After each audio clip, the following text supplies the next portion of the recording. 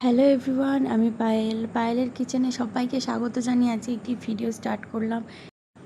এটা আমার এক বাড়িরই আম গাছ। আমগুলোকে দেখে খুব আচার খেতে ইচ্ছে করছিল, তাই চটজলদি একটা আমের আচার রেসিপি আমগুলোকে খোসা ছাড়িয়ে নিয়েছি প্রথমে খুব ভালো করে।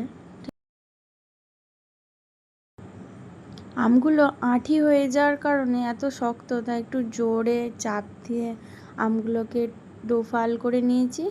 তারপরে আমের যে বীজটা থাকে ওটাকে আলাদা করে নিয়ে আমগুলোকে টুকরো টুকরো করে নিয়েছি। কিছু আম খোসা ছাড়িয়ে নিয়ে সেগুলোকে কুচি করে নিয়েছি, আর কিছু আম খোসা রেখে সেগুলোকে টুকরো করে নিয়েছি, কারণ খোসা সমেত আমের আচার খেতে খুব ভালোই লাগে। আপনারাও করে দেখতে পারেন যে খোসা সমেত আমের আচার কেমন লাগে। আমার তো খুব ভালো লাগে, তাই কিছু আম খোসা রেখেছি, কিছু আম এর খোসা ছাড়িয়ে দিয়েছি।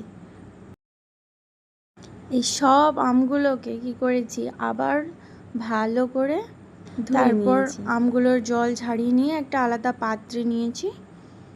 তারপর সেখানে অ্যাড করব কিছু মশলা, একটু সামান্য হলুদ গুঁড়ো দিয়ে আমগুলো মাখিয়ে নেব। তারপরে পরিমাণ মতো লবণ দিয়েও সেটাকে মাখিয়ে একটু ম্যারিনেট করে খানিকক্ষণ রেখে দেবো, যাতে আমের মধ্যে নুন এবং হলুদটা একটু ভালোভাবে ঢুকে যায়। একটা কড়াই নিয়েছি, কড়াইটা একটু গরম হয়ে গেলে শুকনো খোলায় একটা মশলা রেডি করব, ভাজা মশলা। ঠিক আছে,